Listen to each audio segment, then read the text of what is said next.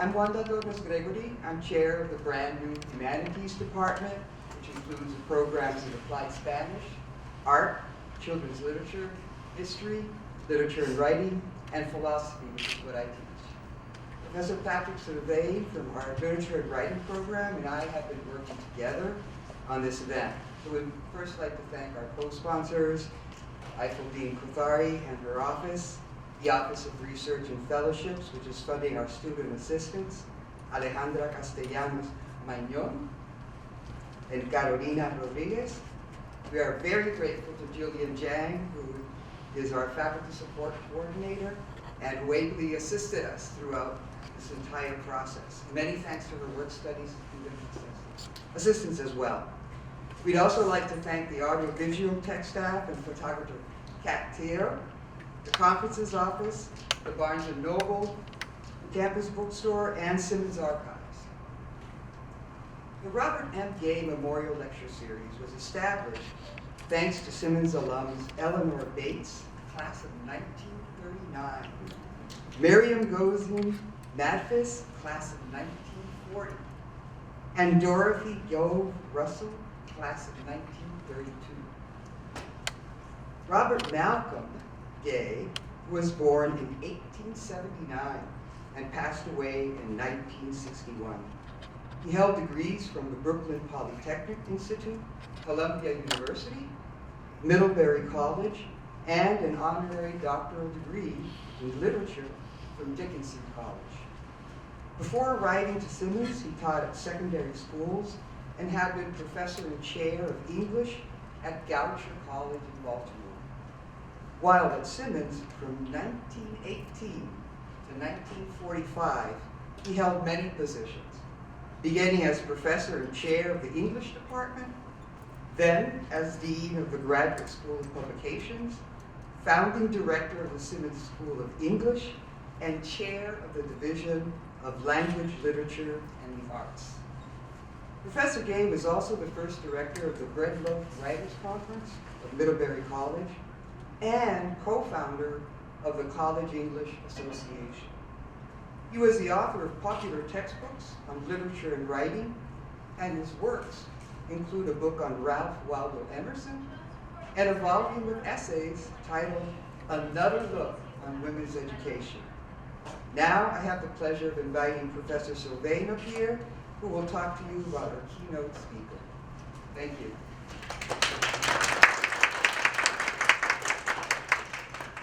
Good morning. Thank you so much, Professor Gregory. I'm a bit nervous. Normally I'm not. I'm nervous because Edwidge Danticat is a dear friend. And how do you introduce a dear friend without really sounding as if you are boasting? How do you introduce a dear friend who is as kind as anyone could ever meet? How do you introduce a friend beyond just literary accomplishment? So what I'm going to do is not boastful at all. And for those of you who have read Edwidge Danticat's work, you'll know it's the truth. However, before I start with the formal introduction, I met Edwidge Danticat when we both were young. Yes, we were young ones. I was a member of the Darkroom Writers Collective, and we were reading in New York. Edwidge Danticat was an undergrad at Barnard. After reading, sort of in the hallway on the back wall, Edwidge Danticat stood in the back wall. I went to talk to her, and she was writing poetry at the time. And I'm still waiting for her to come back, right, to that first genre. Extremely shy. And then about 3 years later, I was in Philadelphia at Mosaique Shenge's house, and a group of us were invited to read as the Darkroom Members Collective in Philadelphia. And Mosaique Shenge handed me Edwidge Danticat's manuscript and asked me to read it and to evaluate it. Now, I only had literally about 8 hours to do so. And I did it, I read it nonstop. I was overwhelmed by it, and I said to Ntizaki Shenge, she will be a major voice in Haitian literature. That was 1993. 1994, Breath, Eyes, and Memory came out, and of course, it was received with great acclaim. However, while the book was received with great acclaim, and for those of you who are writers, and for those of you, there are some sort of Haitian here in the audience, Edwidge Danticat received unfair criticism, despite the fact that on the back of the book, it says fiction. And they said to her that she was lying. She was unfair to the sort of the Haitian community, to Haiti, and so forth. And what she was writing about was not true. Remember? Fiction. Now, I'm saying this in order to properly introduce her and to see how critical and valuable she is, not only to Haiti, to the Caribbean, now to the world as a writer, particularly in this current moment when intellectuals and writers are being directly and indirectly persecuted, when the notions of truth is no longer the truth. Now we have alternative truths. Good morning. Good morning. Good morning. Sorry that I started that way because it is extremely important to me. Danticat is a celebrated Haitian American author, has profoundly influenced contemporary literature through her evocative portrayals of Haitian life, diasporic identity, memory, trauma, and resistance. And in a sense, hope as well. Although many would say, well, it's so traumatic, so much trauma, but there's always hope in the work if you read her work carefully. Born in Port-au-Prince, Haiti, and migrated to the United States at the age of 12, Danticat navigates complex narratives of migration, exile, and the intricacies of familial and cultural bonds. Her work, encompassing novels, short stories, memoirs, and essays, and I'm still waiting for the poetry book, meticulously explores themes such as historical memory, political oppression, gender dynamics, and the resilience of the Haitian spirit. And the term resilience, I don't quite like it, but there's no other term, and I think it's a conversation Danticat and I have had, calling Haitians resilient, right? It's a bit problematic, and we can discuss that. The debut novel, which I mentioned, Breath, Eyes, and Memory, 1994, firmly established her as a significant literary voice, examining themes of motherhood, intergenerational trauma, and the cultural constraints placed upon women's bodies. And that is key, right? The constraints placed upon women's bodies. Works such as The Farming of Bones, 1998, further emphasize her skill in weaving historical events. And here, particularly important is the 1937 Parsley Massacre into profound personal narratives. And for those of you who are not familiar with the text, it's one of the most important novels that deals with the 25,000 Haitians who were massacred in the Dominican Republic, right? And again, United States is indirectly responsible because many of those encounters were sent to Cuba, and the rise of the Ku Klux Klan for the first time in the Caribbean, many of them were kicked out of Cuba into the Dominican Republic. And of course, Trujillo was trained and, in a sense, received acclamation from the United States, right? 1937. Her memoir, Brother I'm Dying, 2007, was awarded the National Critics Circle Award. Poignantly illustrates the intersections between family, immigration, political instability, and the American immigration system. And here we are again, right? The American immigration system is being weaponized. Throughout her career, Danticat's writing consistently reveals the enduring effects of colonization, displacement, and violence, while simultaneously celebrating resilience, healing, and the power of storytelling as a form of resistance and identity reclamation. Danticat's writing powerfully illustrates Haitian history, immigration, identity, the depth of women through deeply emphatic storytelling.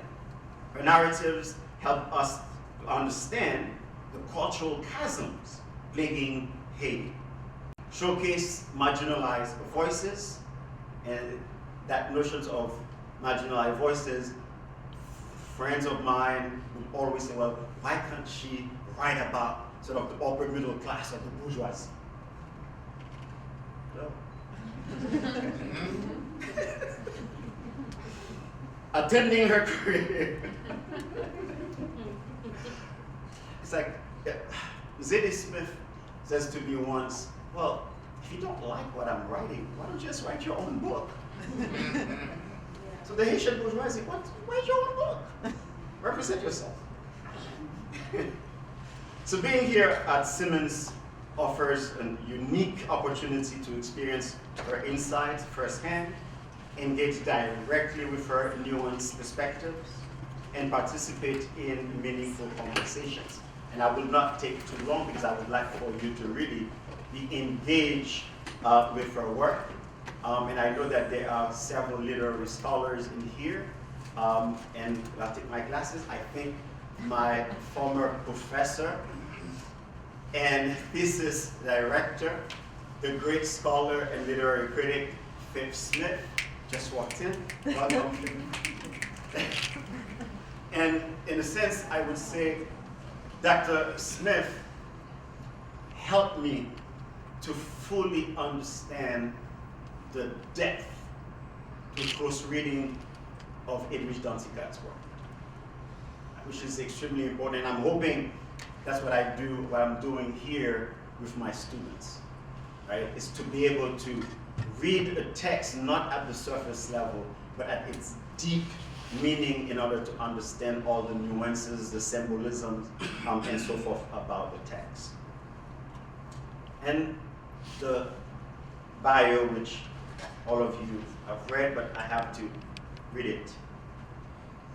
Edwidge Danticat is the Wunsun Tam Mellon Professor of the Humanities at Columbia University, yes, Columbia, and the author, Real Alone, and numerous other books, which I've mentioned, and including Everything Inside, winner of the Booker's Fiction Prize, the Story Prize, and the National Book Circle Fiction Prize, The Art of Death, which is an amazing book, which I've reviewed, and Crick-Crack, and a National Award finalist for The Farming of Bones, an American Book Award winner. Her memoir, Brother I'm Dying, was the winner of the National Book Critics Circle Award and a finalist of the National Book Award, among other awards she has received, and the MacArthur Fellowship, the New Start Prize, and the Willett Prize, and I'm simply waiting for the Nobel Prize.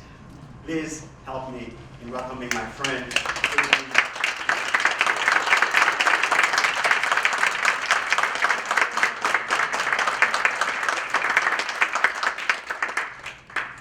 Hello, bonjour tout le monde.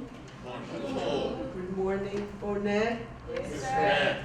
So for those of you who may not know, Onet is a greeting from home. It means honor. And then the people greeted say respect, which means respect. So Onet. Respect. So honor and respect to all of you, to all of you watching online, to all of you in the room on a Friday morning. Good Friday for those of you who or observant. I want to thank you all for coming. I want to thank the Department of Humanities for inviting me. I hope, one of the students was asking if I've been here before. And I said, I have. I can't remember. It's been so long. I can't remember, but I'm very happy to be back and to see so much of Gwen Eiffel all over the building in her memory, and to the supporters of this lecture. It sounds like Professor Gay was someone who explored writing, especially through the bread loaf, but also through writings. And I'm a very big reader of writings about writing, so I'm appreciative of that.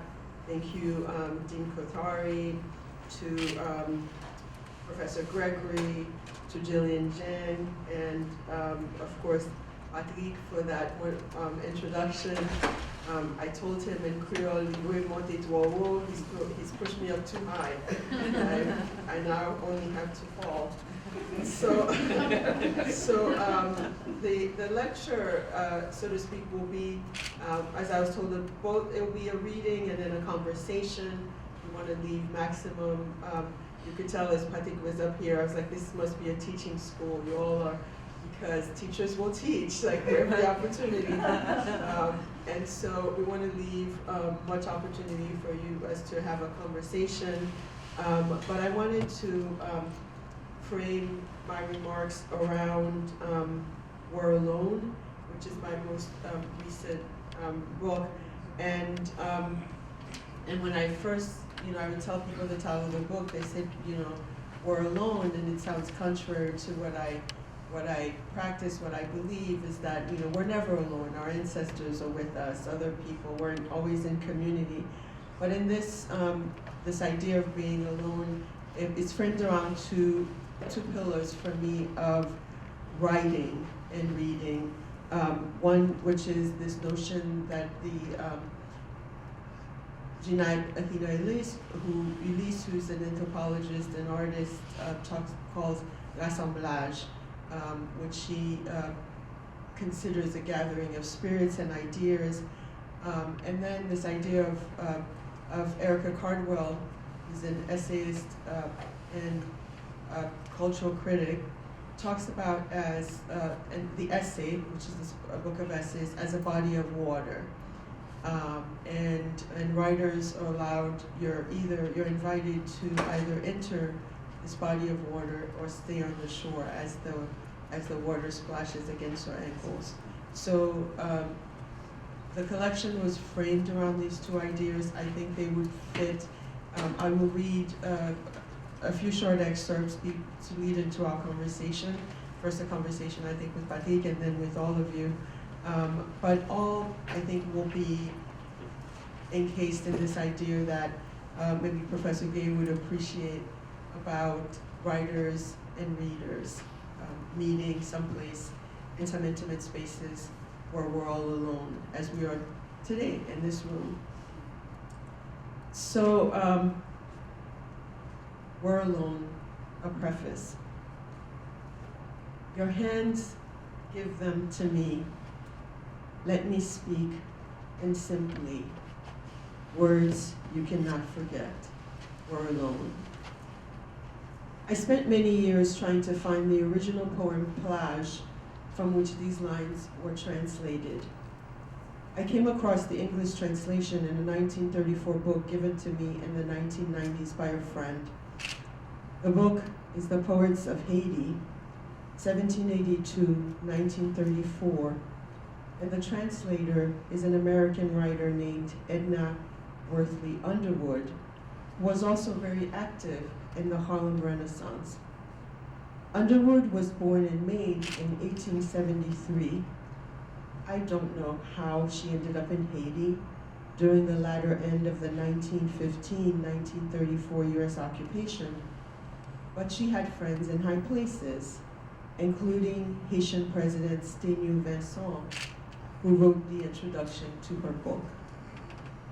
Readers will find in The Poets of Haiti the echo of all great human emotions, Vincent declared.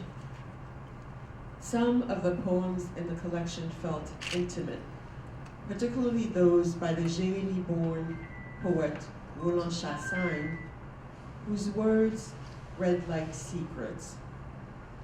We're alone is, of course, the persistent chorus of the deserted, as in, no one is coming to save us. Yet, we're alone can also be a promise writers make to their readers, a reminder of this singular intimacy between us. At least we're alone together. Or as A.S. Byatt wrote in her 1990 novel Possession, the writer wrote alone, and the reader read alone, and they were alone with each other. Writing for me, particularly writing essays, is a quest for that type of aloneness/togetherness, as well as something akin to what the Haitian-American anthropologist and artist Gina Athena Ulysse has labeled rassemblage, which she defines as assembly, compilation, enlisting, regrouping of people, spirits, things, ideas. After trying to locate the original Roland Chassagne poet on my own, it finally occurred to me to reach out to Régine Chassagne, a Haitian-Canadian musician and one of the lead singers of the indie rock group Arcade Fire. Roland Chassagne was her grandfather.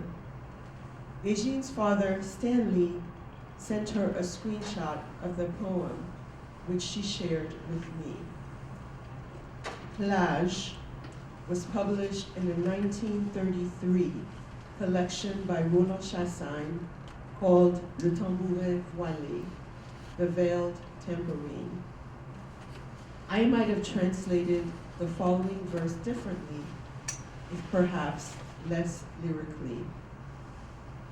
Laisse-moi prendre tes mains et te dire des choses simples et inoubliables.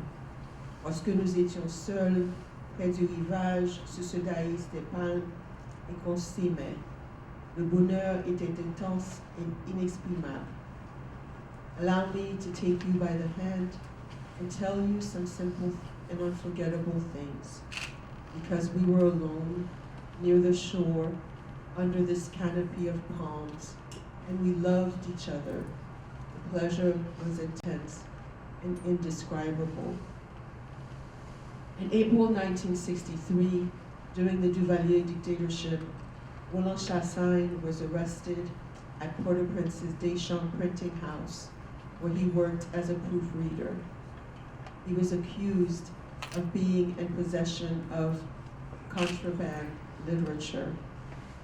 Roland Chassagne was taken to François Papadoc Duvalier's prison dungeon for Dimanche and was never heard from again.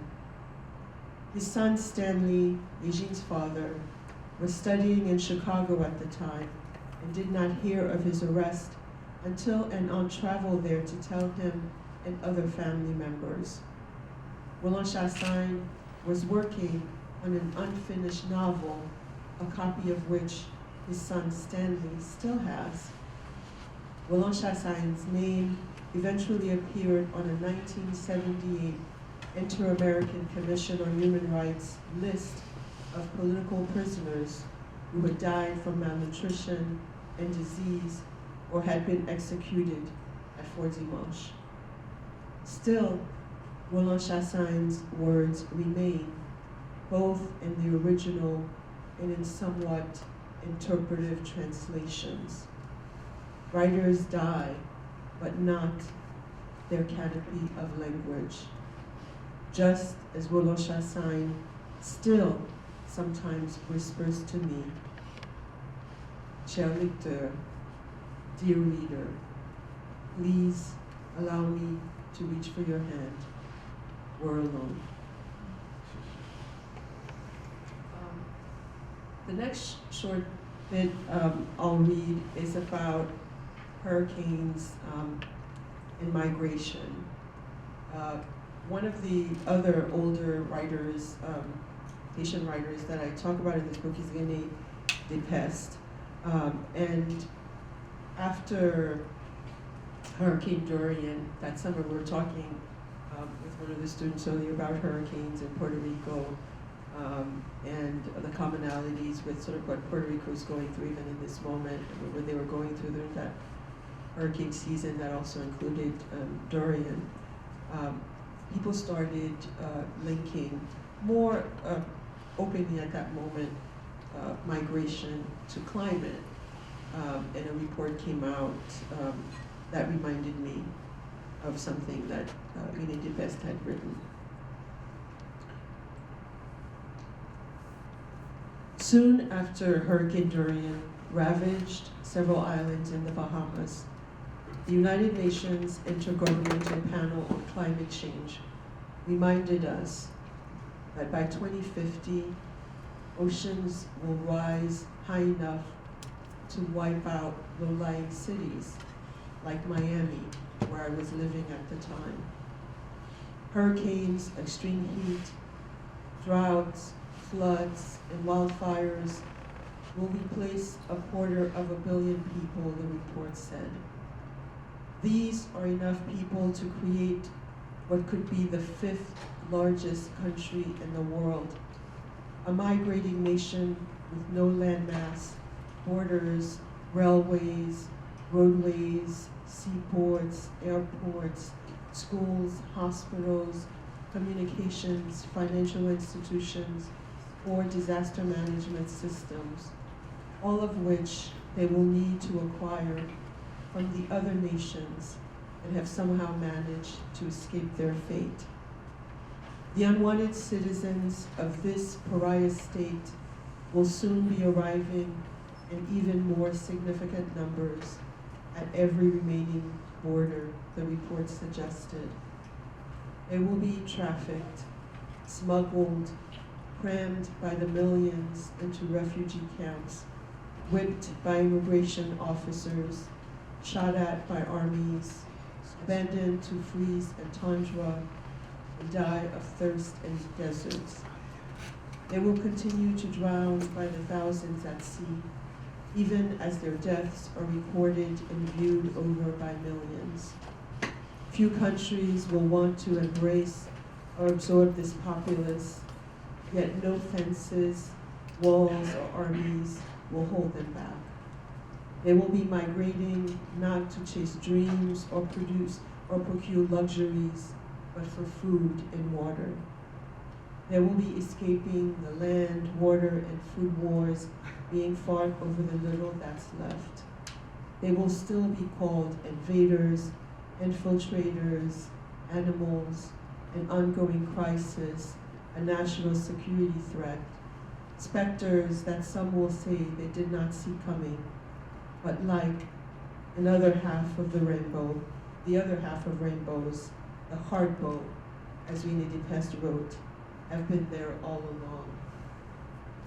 I have become a river, they might proclaim, just as the Haitian poet and novelist René Depeste has before them in his poem La Rivière, here as translated by Colin Dion. I have become a river. There now. It is done. I have become a river. It will be a great adventure all the way to the sea. What name will they give me on maps? From where does the stream of unknown water come from, they will say. What sky does it reflect with its waves? What calm, what hunger, what sorrow. So I will close with this, again, this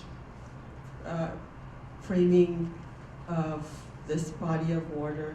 And then I'll read both the French and I read some of the French, but I'll read the full poem as translated by Edna Worthley, and we'll close with that. So you get a sense of kind of what captivated me and sent me on this journey.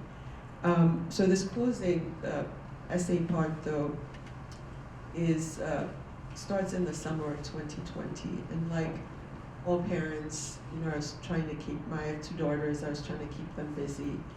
And my older daughter, who's now in college, at Barnard, actually where I went, so I'm very familiar, I feel very at ease at a historically women's college. This is like home for me. But my older daughter just loved being home and preferred school that way, but my younger daughter is a social butterfly like her dad, and was just kind of just jittery. But I would always wake them up very early. It's like, you have to be in Zoom school, you can't be late for Zoom school. And one day I walked into the room and I saw that my younger daughter was in bed, and then I looked and she's on the Zoom nodding. And it's like, whoa, how did you know, I didn't know if I should be like extraordinarily proud or if I published like, how did you do that? And can you teach it to me for some of these meetings? So that summer, my daughter Mira took an essay class, which got me familiar with the writer Erica and Cardwell, who again, as I mentioned, is the other piece in the puzzle of this collection. The first starting with this idea of assemblage, because when you put a collection together, whether it's essays or stories, you have to do a kind of curating, a kind of triage. And when I was doing this, I realized, oh, I'm doing an assemblage on the page. And Erica gave me this other way of looking at what an essay can be. During the summer of 2020, my daughter Mira took a writing class online, taught by the writer Erica and Cardwell. The class was called Writing the Self. Mira and I were both won over by the course description. Imagine the essay is a body of water, far-flung and teeming into the distance. And you, the writer, are alone on the shore. Will you enter the water? And if so, how will you swim? Or will you stand on the shore as the water splashes against your ankles? I wish I could take this class, I told Mira. What I meant was that I wish I could have taken this class when I was 15. I had read most of the assigned essays and revisited some, which I read out loud to Mira. We read When We Dead Awaken, Writing as Revision by the poet Adrienne Rich, where she told us that writing is renaming. We then read Audre Lorde's Poetry is Not a Luxury, where Lorde reminds us there are no new pains. We have felt them all already. In an August 30th, 1979 interview between Rich and Lorde cites her call poem, Need, a chorale for Black women voices, which is about the frequent silence around the lives and deaths of murdered Black women and girls. How much of this truth can I bear, she wrote. How much of this truth can I bear and still live unblinded? How much of this pain can I use? So I'll close with the Chassagne poet as I was first introduced to it. So plage in French, shore in English, as translated by Edna Worthley Underwood. Night, the sad cradling of palms, you sing, your frail voice faints afar where the sands of silence are. Night, heavy, heavy the wind, but sweet, I have buried my hatreds deep. My life is a long pathway which only you can keep. Night, divine and sad, a nomad moon wanders away. Nevermore will a night be so sad. Never, never can be. Your hands, give them to me. Let me speak in simply words you cannot forget. We're alone. Thank you.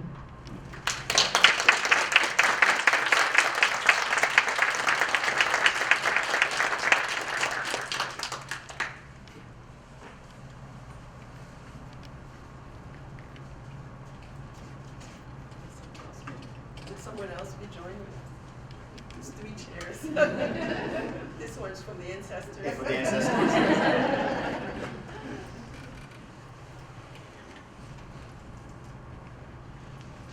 Hello again. Hi.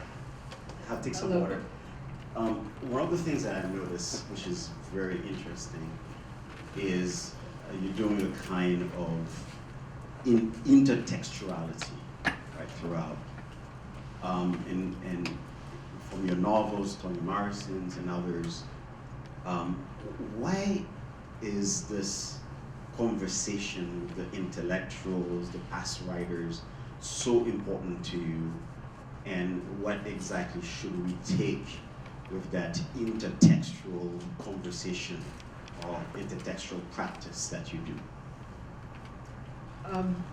It's funny when, as you were asking this question, it reminded me I was once at a conference at UWI, and Trinidad and Michael Dash was there, people who are no longer with us, who are ancestors on Michael Dash, Derek Walcott, and then I remember I was saying, yes, like when I was talking about Jacques Romain at that time with the Dewbreaker, and I said, well, it's like I'm walking, I don't know, I was thinking in Creole, it was like, Machi avec, Jacques Romain, Machi. So, and then, and I remember Stella, Michael's wife, was saying, oh, this, like Edwidge is defining intertextuality in this like strange, like funny, interesting, but cute way. And I had this to say, and I was so grateful to Stella for pointing it out, but I guess I think of it, this kind of intertextuality like ancestrally, in the sense that like we're all a part of a lineage, and my lineage, I guess, is vast, and when I read something, like when there's some works that when I read, I feel like I'm immediately in conversation with that writer. Again, we're alone. I feel like we're alone, and sometimes when I read something that feels very raw and intimate, I feel like, oh my gosh, this writer trusts me. Like they're just saying it to me. So it's an ongoing conversation. I think, and all of you who read know this, like it's different at different moments in your life. When you encounter a writer, when you encounter a book, when you revisit them again. Could you sort of differentiate, I mean, the idea of being alone, right, which is interesting, versus lonely, versus aloneness? Is there a distinction for you with those 3, lonely, aloneness, and alone? I mean, I'm in my family. I'm like where there's 2 of us. Like my immediate family. There's 2 of us who are kind of like my daughter Mira and I are more reserved, and we have like 2 of my other daughter and her father are much more outgoing, and so sometimes I have to kind of define for people like my need for solitude, which I think is different. Like it's hard for social people, I guess, to understand. Even people like half introvert, extrovert, how blissful like being alone is for an for an introvert. It's kind of like, oh, I get to be in the house alone. So I think it's the sort of perspective. Like, I mean, so this book, like we have a mutual friend, Rodney Saint-Éloi, Mémoire d'un crié. They're translating it, and the title is Nos solitudes, like our solitudes. I think it's actually a good translation for it. But lonely, I think you're craving company, right? And it's like just like there's a kind of view on that. But for me, like time alone, as a writer, we write alone, but and we sort of like people go into the woods to be alone, to write in cabins far away from other people. So, and it's interesting because you have to then like remove yourself to have a deeper engagement with this other world that's in your head. So I think alone, it's very different for different people. Some people cannot be alone. I think it's hard for young people to not be alone. And the other day my daughter was reminding me, the one who was nodding on the Zoom, that she was reminding me that when they were younger, I would tell my girls, it's like, you have to be able to be bored. And she told me, she said, she went into the closet and sat there for 30 minutes to try to, and then her sister was like, that sounds like child abuse. I'm like, but she said she was trying to figure out like how to be, like if she can be bored. I mean, but I would like, always like whenever I got a chance to be in front of people in their class, I was like, you have to be able to enjoy your own company. You can't get through life without being able to enjoy your own company. So I think that's also a difference in those words. Now, in terms of what you carry, because you're carrying a lot, right? You're carrying various writers, you're carrying various traditions, ancestors, but you're also carrying Haiti, right?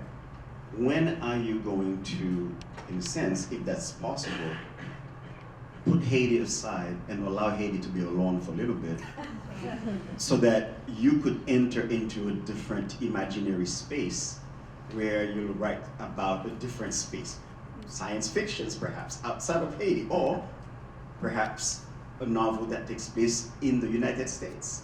Okay. Do you want me to give you that Toni Morrison answer to Charlie Rose?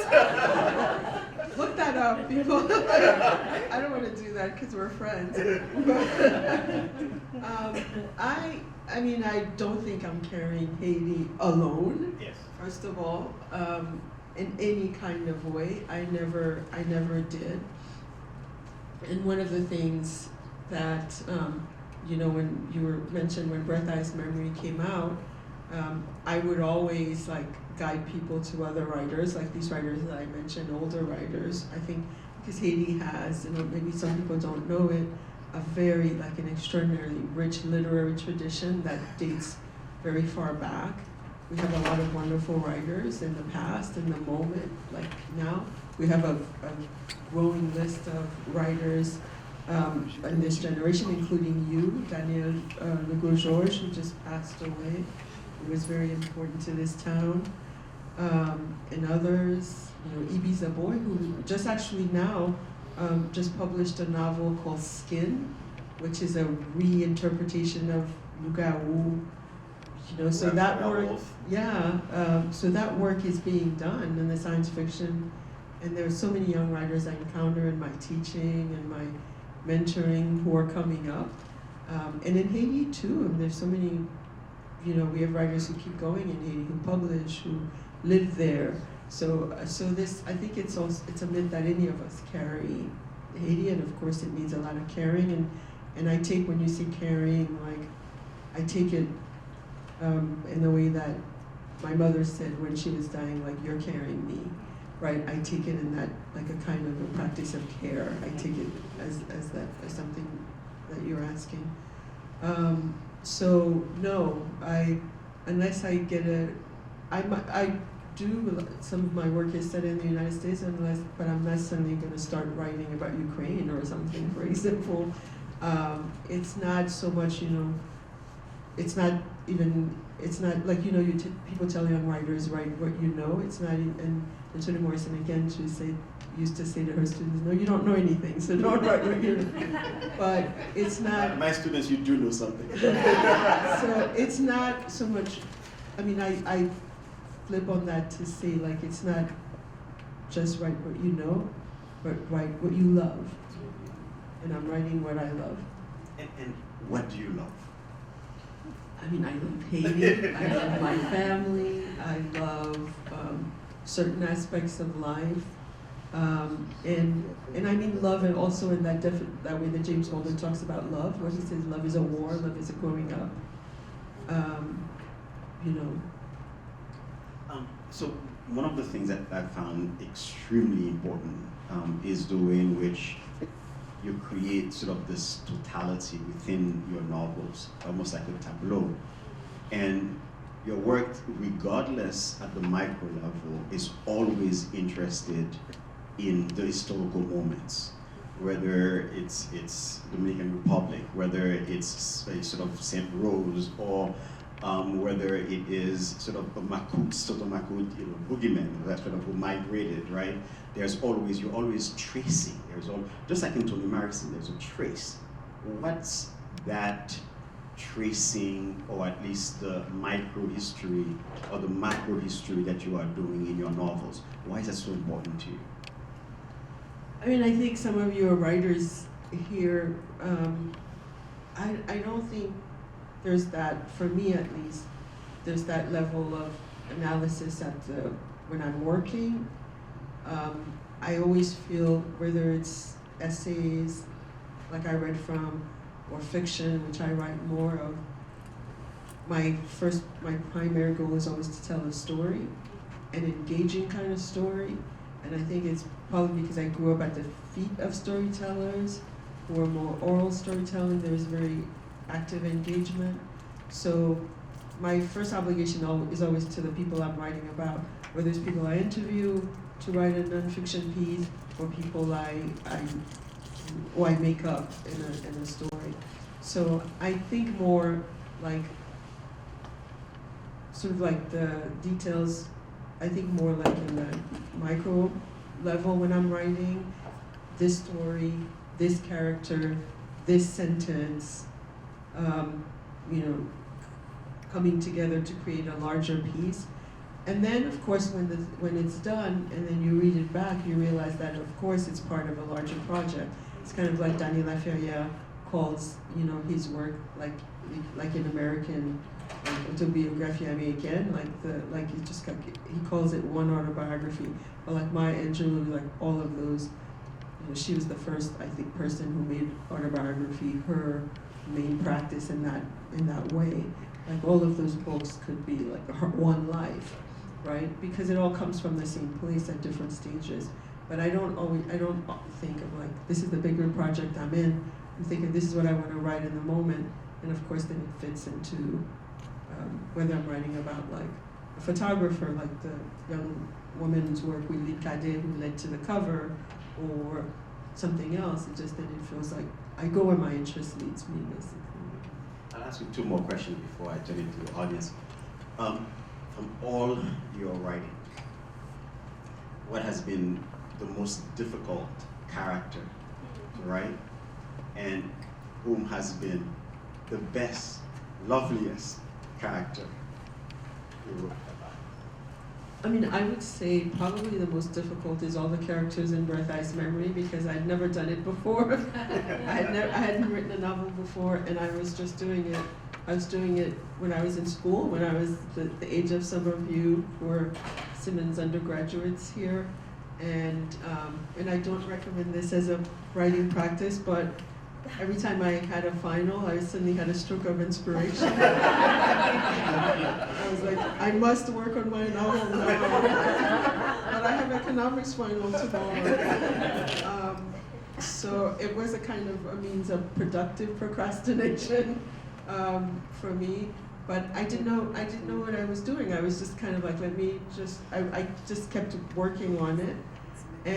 But that's also a kind of, for those of you who are starting to write, it's a kind of blissful place from which to write.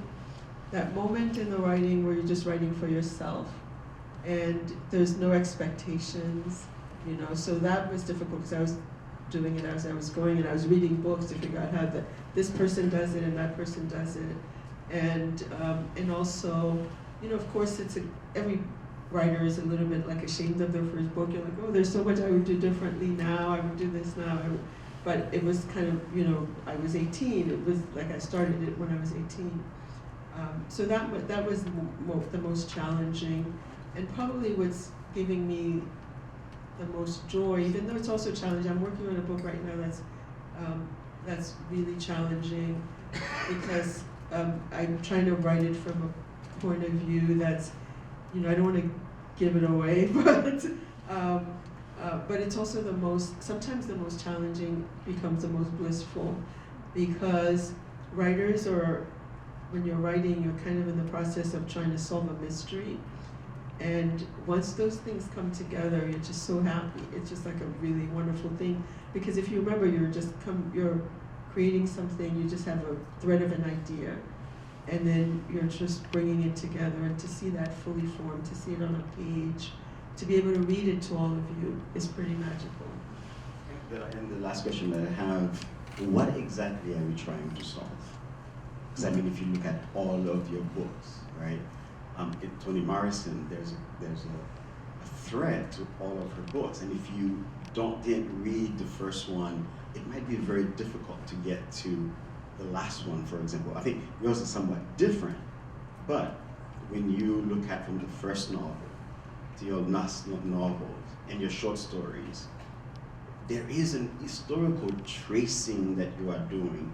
There's a kind of deep psychological investigation into particular characters.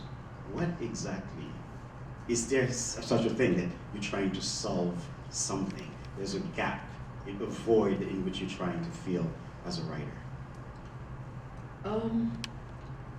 I'll let you know when I find out. I do think, was this an EL doctoral, and again, we're, in a lecture series named after someone who wrote about writing, who was interested in writers. And EL doctoral talked about sort of like writing. There are two ways to write, like one is going through a snowstorm with your headlights, you can only see to the next point, but you know where you're going. So I think that's where I'm at. I'm sort of like, I know each work for me is an exploration, it's a question. I don't know. It's kind of like the nature of life in general. That's why we have existentialism. Like, what is the nature of my life? So, I approach each work as its own thing, and that work at the moment that I'm working on it is the thing I'm trying to break, the thing I'm trying to solve. That puzzle is how to finish that essay, how to finish that book, how to finish that short story, and then to see where it falls, where it's made, where it made. But I think, especially writing these essays too, I realized that we're all trying to understand the circumstances in which we live. God help us, especially now, and what role we can play in that, what role we play in our families, with our loved ones, our societies. And a lot of characters that's what they're in search of, the people we write about. Like, how can we be better people? How can we be better parents? How can we be better students? How can we be better neighbors? How can we be better teachers? How can we be better humans, right? And of course, like, even the worst character I think I've written about, which was a man who was a torturer during the Duvalier regime and the Dew Breaker. I think even that person was in that quest. Like, how can I be a better father? How can I redeem myself for those things that I have done? And that's what you hope everybody is on. Not everybody's on that quest, and not everybody's on it at the same time. But that's perhaps some of the questions I'm asking myself. So I'm going to turn it to the audience. However, I think I lied. I said it was like the last question. I'm going to push a little bit. Can I push you? Push. The book you're writing right now, what's your character questing, searching for? Well, it's like the book. So in 2017, I was in a mall in Florida, and there's an essay and we're alone about it. And suddenly there were these what sounded like gunshots, like over the loudspeaker, and then people started running. So I thought I was in a mass shooting. Like my car just ran, and it didn't turn out it was a hoax. Like But for all intent and purposes, I just like the body, and everybody who was having that experience felt like we had been in a mass shooting until we found out it was a hoax like hours later. And so it's about a character who survives or does not survive a mass shooting. So the question is like, from which perspective are they telling that story? That's the hard question. And also, how to tell a story like that. Yesterday, there was a mass shooting at a school. And also, we're from Haiti, where guns and violence are just devastating a country, parts of a country.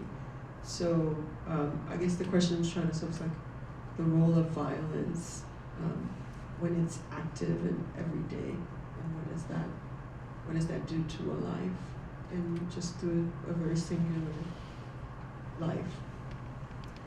For those of you who are watching online, please, you can type your questions. One of our students will read the questions for us, and so we'll go turn it to the audience who would like, again, keep your questions brief, succinct, no speech. Who would like to ask the first question? In the back. Thank you. And to say your name. Microphone and everything? Okay. I'm Olivia. I'm one of his students. I really resonated with the you have to be able to be bored, as your daughter attempted in the closet. This is a speech, I'm so sorry. My cousin taught me how to be alone with myself. She's exemplifies family to me. I describe her as a body in motion and a soul at rest. Does a sense of family and kinship play a role in your connection to We're Alone? Or is it inspired more by a reflection of the bigger picture connection that has to occur in solitude? How does that shape your writing process? Thank you for that question. Olivia? Yes. I love the idea of a body in motion and a soul at rest. That's gorgeous. She's a busy bee, but she is the most grounded person I know. That's beautiful, and it's wonderful to have someone like that in your life. Yes, this is probably, much to their chagrin, the most I've written about my daughters. So there's a lot of family. In this book, there's the larger questions that I also read about. There's questions of migration, the political situation in Haiti, that are in there as well. But a lot of family, and the book starts in part one of the essays with what was for my family the last time we were all in Haiti together in 2018. My girls had, been going to Haiti since they were like babies, in part because my mother-in-law was living after the year in Haiti and had kept her house. So even though my side of the family, where I used to go back to my side of the family, that had changed because my uncle's house and church, where I would go back to, had been taken over very early in by an armed group, by a gang. So I couldn't go back to where I grew up, and then I married into this family, and then that we would go back to the countryside of my girls. So there's a lot of that, there's a lot of those trips, there's a lot of my mother-in-law's house. So this idea of we can also be alone together, like with family, like if they understand us and just allow us to be ourselves in those spaces. But there are ways also that those relationships can, center on larger issues, because having lost a loved one can allow us also to understand how other people what they feel when they lose loved ones, like these sort of what you were calling like the micro, can also connect with the larger issues. So yes, there's a lot of alone with family, and even being with family when you'd rather be alone in there too. Thank you very much. Next question. Next question. The mic, please.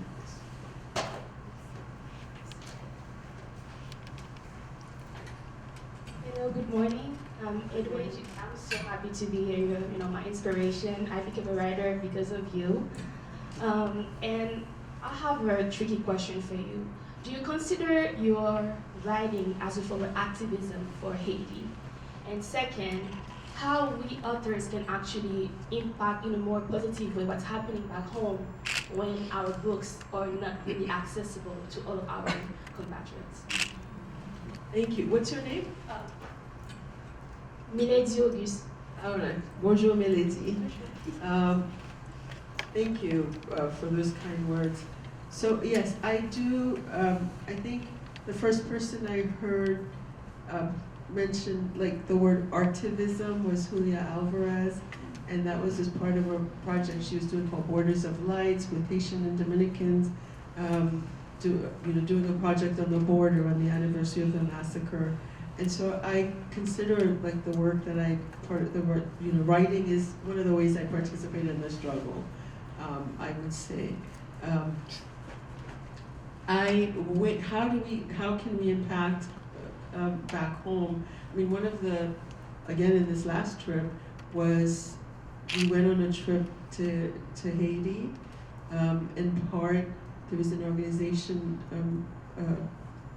Haiti IT Projet. They have a library in Fondé Blanc.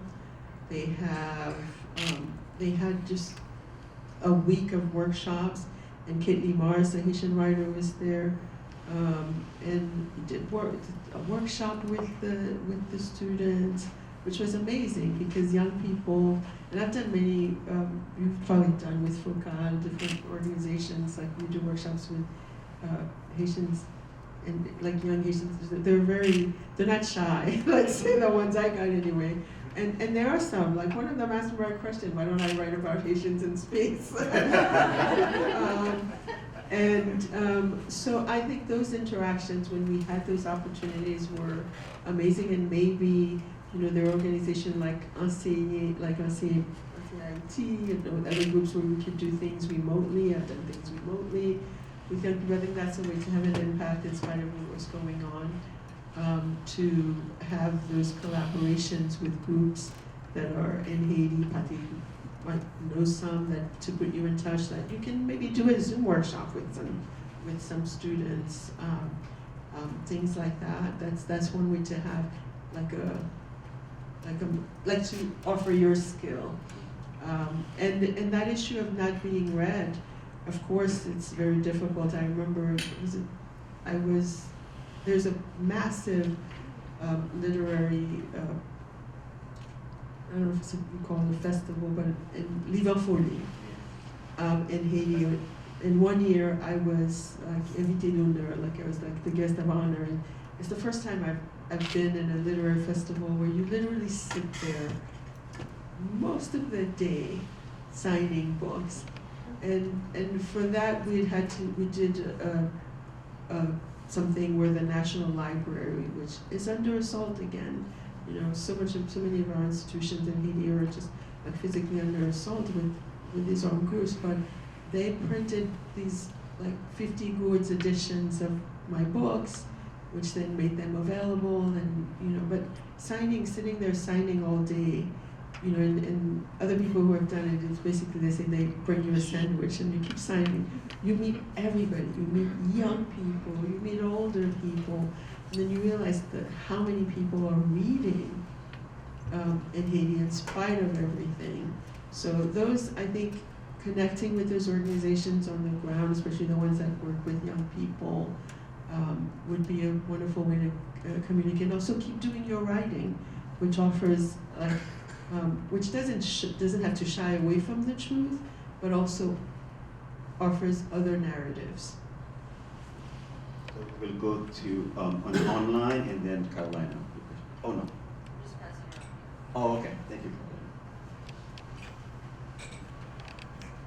Is there a question from the Zoom?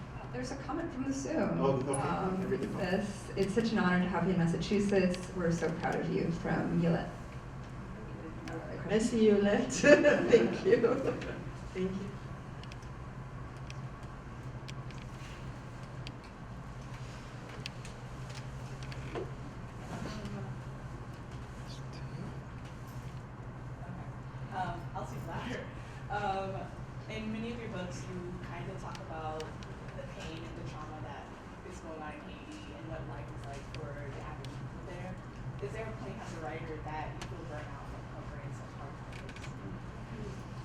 The question is there a point as a writer when I feel burnout from covering such hard topics?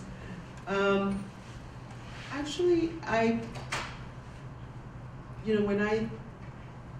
Forming of Bones, like to revisit that question, was a very hard book to write because I had to do research and people, both in Haiti and the Dominican Republic, and speaking to survivors who had lost family members, who still had scars from the machetes where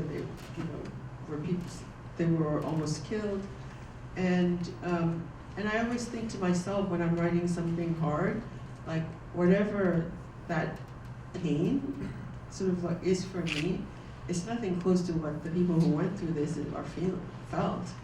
So rather than burn out, of course, as a one of the things that we do as writers, it can be like boom, like in writing class, we often tell students like peaks and valleys, like I do at least, peaks and valleys, like emotion high, you try to balance emotions in any piece of writing. And so, yeah, I feel more like it's a privilege, and it's not I'm not trying to write trauma porn, so to speak. Everything I put on the page, of course you have a conversation with yourself, like I'm telling the story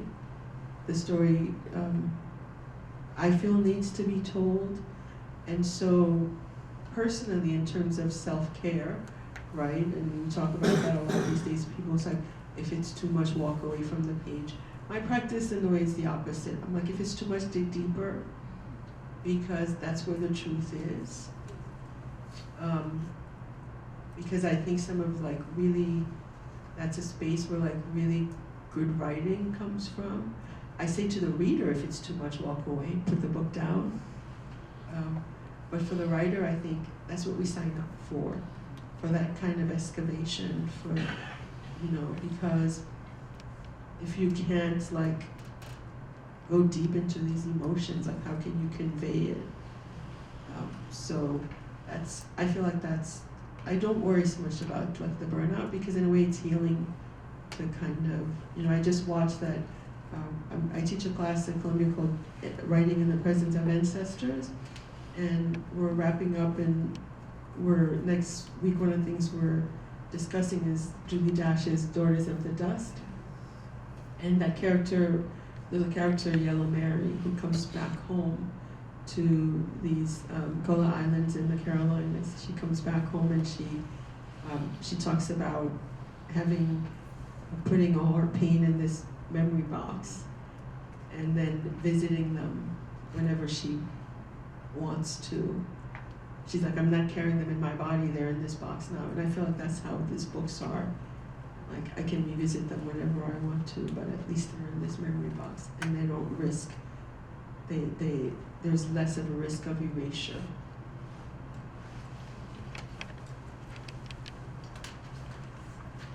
Thank you so much. I'm an author, and I have a newsletter, and the topic last week was Create Dangerously, based off of your beautiful book. And What's your name? My name is Jennifer DeLeon. Thanks, and Kathy. Hello. Hi, I know, we've met over the years, and I'm a huge fan, of course, and Kathy Mercier said, you have to come, she's coming to Boston. So I drove here an hour away, and kids don't have school today, so I managed that, but I'm here. And I brought a postcard that you sent me in 2016. And this is above my writing desk. Every day I look at this, and it's so inspiring. You are such an inspiration. Your body of work, how you are in the world as a writer is a huge inspiration. And so, no speeches, I know, but my question is, I'm an author, professor, mother, all the things, right? My parents are from Guatemala, so I carry Guatemala a lot in my own work, fiction and nonfiction. But my question is, how do you decide when a project, when a certain material needs to be nonfiction or fiction? And I'm asking because I have 100 pages of essays now, and the word on the street is essays don't sell, and you know, you could turn this into a novel. And I hope my agent isn't listening to this call. But I thought, how perfect, I will ask Edwidge today this question, because I know that the novel might reach a wider audience, but my heart beats in essays. You know, I write both, but I wanted to ask you that. Thank you. Thank you. And tell the people which of your books they should read. Oh, thank you. You're the best. So I have an essay collection called White Space, Essays on Culture, Race, and Writing. And I have young adult fiction. One is called Don't Ask Me Where I'm From, and the other is called Borderless and Wise Latinas Writers on Higher Education. Children's book coming out, 4 more books coming out, I can't believe it, but it's in large part to having role models like you, truly. Thank you so much. We might get your info and bring you back here. Absolutely. Yes, next year's Robert. Thank you so much for that, and thank you for your work. So, yes, I mean, you've already, like, having done White Space, you know what that compilation is like and the struggle. So this book, for example, is with Grey Wolf, and In the Art of Death, which is kind of a cycle of essays, also with Grey Wolf. So there are publishers, sometimes smaller publishers, who are willing to do essays. So your novel can also spin off one of the essays.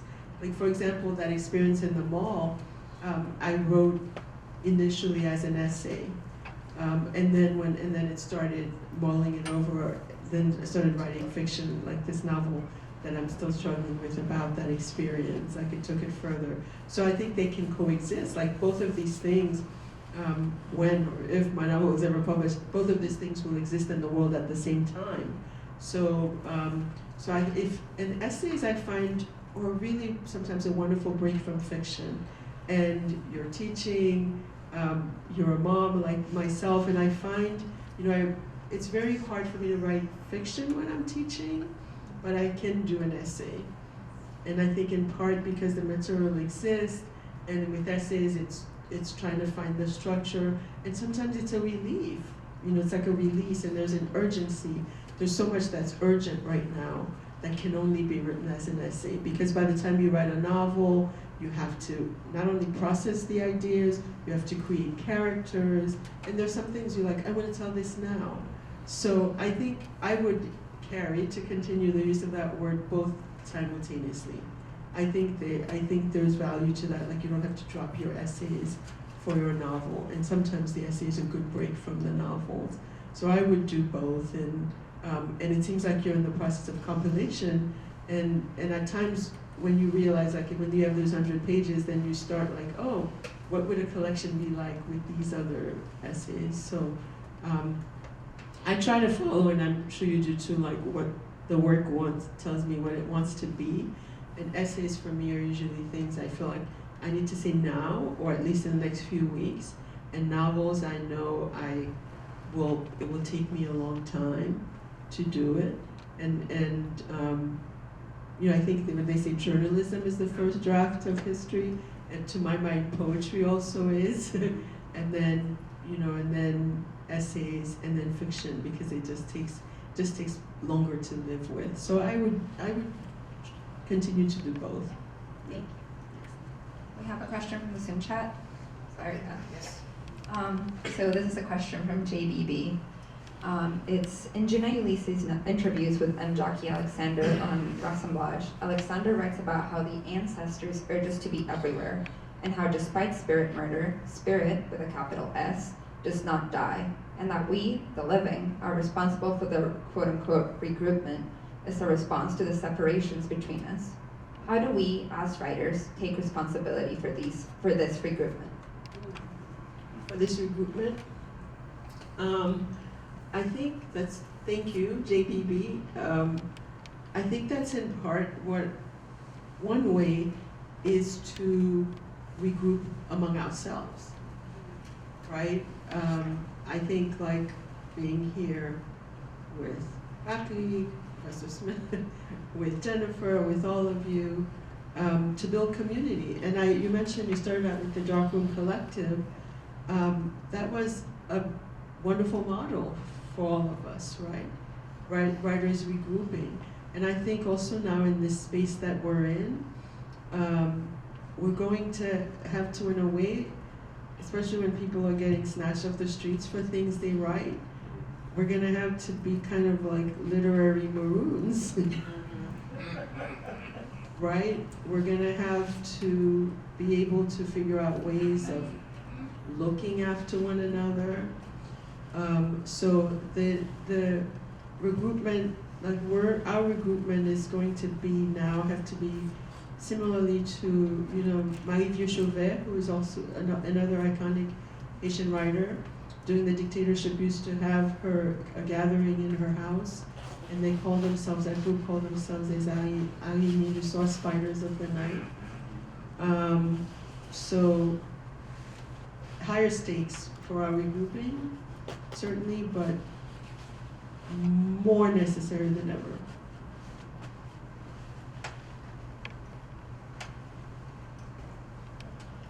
Hello, hi, my name is Ben. It's a pleasure to hear you speaking. I'm a PhD student and also a former student of Patrick's, and Roosevelt is here today as well. My research is really interested in sort of Caribbean theories of time, and in your book, Create Dangerously, there was this sort of refrain, which I noticed throughout the writing, where you kept saying that things were a matter of time, a matter of time.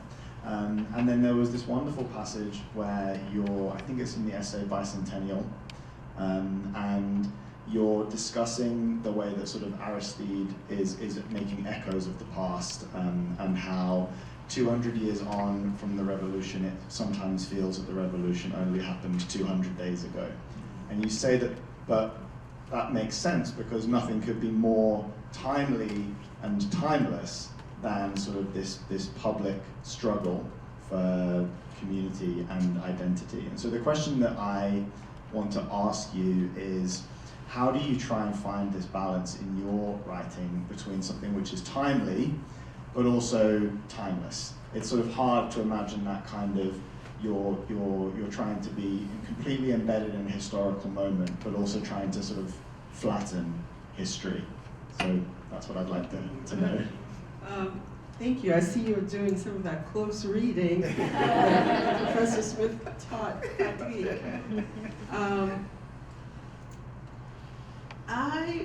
I think when I write, even these essays that I'm thinking it's urgent, it's like, when I write them, I always think I want someone to be able to read it like 10 years from now and still get it. I'm not good at the hot takes. So recently, I was asked to write some text to accompany some photographs from Haitians who were in Guantanamo in the 1990s.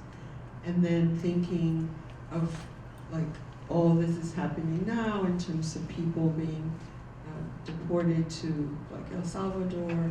Guantanamo was was that plane might still return, to then go look back at history, but also to talk to people who've been there. My friend Claude Juste was a photographer who went in the 90s. And so to write something that I think, if people read it from 10 years from now, they'll still understand it. So I always try to write with that in mind. And this idea of history cycling, we sit here, for example, and there's a lot of discussion in the press today, surprisingly too, about it. The AP, Reuters wrote about it. This is the 200-year anniversary of a debt that the French, like Haiti, had to pay to France for its independence. And I think the only case where the people who had been enslaved had to pay their enslavers reparations. And now there is a movement to reclaim that money, to which Haiti was not able to build at all because it had to pay this debt until basically the 20th century. So, and we're on the, like, that was yesterday, I think, was the anniversary. So, we're always caught in this cycle of time. And, people don't say history repeats itself, for no reason. There's a kind of cyclical nature to that. But I'm very curious to find what you find out about Caribbean theories of time. I see, Professor Leonard, Professor Chaudhry, Professor Smith, Keller, anyone would like to? I'm putting sort of the professors on the spot here. Oh, this one right here, okay. This microphone. Professor Danticat, je salue vous. Content de vous. Mes amis communs, moi je m'appelle Nani, je salue au nom de la famille Carré. Merci. I want Haiti to still be sure to be the main subject of your lecture. But despite everything that you know about Haiti, especially in 1914, the US went to Haiti, they stole everything that we had, like gold, diamonds. Despite what you just mentioned yesterday was the 200 years of what we call the double death that we paid to friends to accept that we were a country, we were independent. Despite this 50 years, it took the US 50 years to accept Haiti as an independent country. How do you see us Haitian in what we call, unfortunately today, we see Haiti as, how do you say that? I'm talking about Haiti. As a case, a straight case. How do you see us into that, despite all of that? Are we responsible, very responsible, not responsible? And how do you see us in that dilemma? Well, I want you to keep the mic to tell me how do you feel after I share mine. I think we bear our share of responsibility. So last week at the University, the Haitian Club had a gathering, and we had activists, we had a representative from the Haitian representative of the UN, and we talked about the debt, we talked about history, and one of the students asked, what did we do between 1804 and 1825. She's like, what were we doing? And the representative from the government had to say, we were fighting. We were fighting each other. Ition was fighting Boyer, and then there was a really good counter response. The US after independence, they had their fights too, right? And so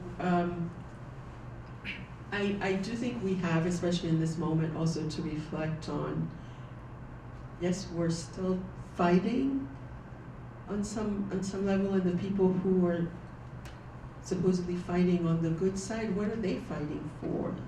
I think that's an essential question too that we have to define for ourselves. So I'm very curious to hear what you think. Honestly, what I think, we are responsible. There's no doubt about it. But it is also important for people to understand where we came from. For example, most of the time people refer to that as a death of independence, but a lot of people call it a double death. It is a double death, because people have to understand that after we won the battle, not only that we had to pay, and when we say we did not have any money to pay, the French said to us, we're going to give you a loan that we had to accept, unfortunately. And can you imagine, we're talking about 1804, after 1804, you know when we did finish paying that loan? In 1950, I think what was estimated. Yeah, unprecedented estimate from 1946, I think, to 1950, 51. Can you imagine that? From 1804 to 1825, 1825. thank you, yesterday with the 200 years, to 1946, 1951. So you can understand that. And also, I think by paying this money, is the main cause of Haiti was not able to be part of any industrial development in the world because we did not have money to invest to do anything. So I'm not trying to say that we are not responsible. The first thing that I will say, we are the number one responsible, especially what is happening now today with our so-called leaders, so-called people supposed to be working for a better Haiti. Of course we are responsible, but I don't want people to forget what happened to us since Savannah until today. So we don't think we get Savannah, Georgia. In Georgia. So I hope I answered your question. Yes, thank you. So let's take one more question because I want to give time for Danticat to about two more, real quick, to sign books and so forth. Okay, so 1 and 2. Yes. Hi, I'm Colleen. Okay, the microphone. Oh, yeah. Hi, I'm Colleen, and I'm also a new minted author, and I write about Jamaica. I grew up in Jamaica and migrated to the U.S. and growing up here. But I wanted to combine your previous questions on alone, loneliness, and lonely, and the cyclical of time, writing about what you love, Haiti, and piggybacking off responsibility. And what does being alone mean to you in the context of the diaspora? The question's about being alone in the context of the diaspora. And I sense, you know, like how they said the enigma of arrival, it's like a Nightfall title, but I sense a bit of, like in your question, that the anxiety of like producing outside of your home country, that sometimes younger diaspora writers have, that's something that I had and others have. So in that context, like again, I'd never considered myself as like solo in this quest. Like even when my book, like, so soon after my book came out, I edited a collection called The Butterfly's Way, because I wanted those voices to walk with me. Patrick was one of the contributors. Like I wanted people to know that, oh, I'm not an anomaly. I'm not alone, so to speak. There are many of us. And there's a very big, in your case, like, you know, Jamaican diaspora writing community, you know, including, you know, friends of mine, Nicole Dennis Ben, Marlon James, and so many, you know, and then the old G's like Olive C. You know, there are a lot of old G's. But so I think I never really felt alone. I would always tell people like I'm a voice in a chorus. Whether that's a community chorus, whether that's a literary chorus. So I think that's a way of thinking about that as you write. Like, you don't have to tell the only story about Jamaica. I'm thinking of like a Stacey and Chin, writers like her, who's also a friend and who's now back in Jamaica. There's as many stories about Haiti or the United States or Jamaica as there are Jamaicans and Americans and Haitians. And we each would tell a very singular story. So it's impossible to be alone in that sense. Like, you can tell a story that nobody else can. And that's important to focus on, you know, especially in moments of doubt, which there's a lot of doubt in creating anyway, whoever you are, wherever you come from. But sometimes there's that anxiety, it's like, is my mama gonna like it? Is my auntie gonna like it? I always tell people I'm very kind of relieved that I have like a year in between when my books are published and when they're translated, because I have time to kind of prepare my relatives. So be still, just create, just do it. Yeah. Okay, the last question. Yep. Bonjour Edwidge, et avec toute l'assemblée, nom c'est Dumafis. My name is Dumafis. About, what was it? In 1994, circa 1994, 1995, when your first book came out, Click Clack, I was part of an organization called Haiti Communications Project, and I got an opportunity to read it before it was published. So this is sort of a connection, my connection with you. Now, the question that I have, in Ainsi par la langue, Jean Prisma said that the ending, the way Haitians end their stories is unique, even though everyone tells stories, right? And c'est ça, moi là, ouais, le bon petit coupé, moi tombé là.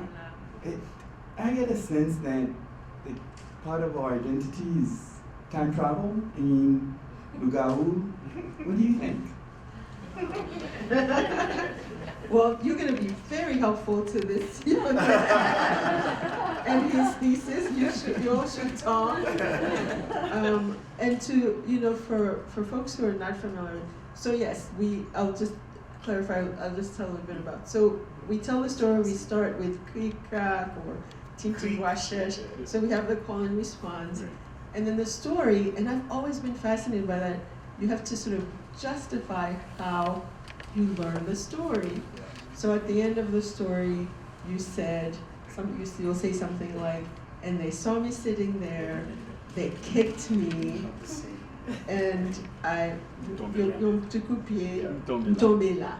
I fell here, I ended up here. So, and in a way, you're right, this is a kind of time travel, because the story often has a very undetermined time spacing, but it's clearly in the past. It's something that happened way before. So I always thought of it as like, you've given me a new way of looking at it, and I hadn't thought about it through time.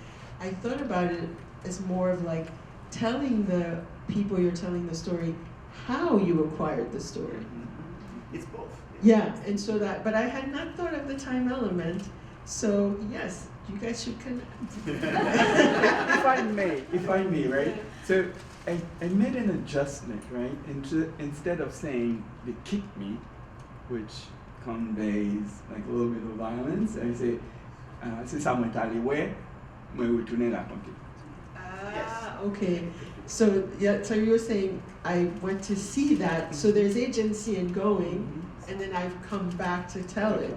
Which, and both, right? I love your rephrasing of it, but both of it goes back to this tradition of African griots, right? Of a traveling storyteller who then would acquire the story in one village and goes in to tell it in another. So I think that's probably how we acquired that, like from a griot telling it, this is where I was, this is where I, that continuity of the story. But I've always really thought that was extraordinarily beautiful to be, I don't know, I have to ask my other Caribbean friends if it's told that way, but I've always thought it was a really beautiful way of ending a story. So I will end this way. Tell me how, c'est ça. C'est ça m'est allé ouais. C'est ça m'est allé ouais. Moi retourner raconter. Moi retourner raconter. Yeah. That's what I went to see, and I came back to tell you. Yes. Merci en pile. Thank you very much. In that sense, thank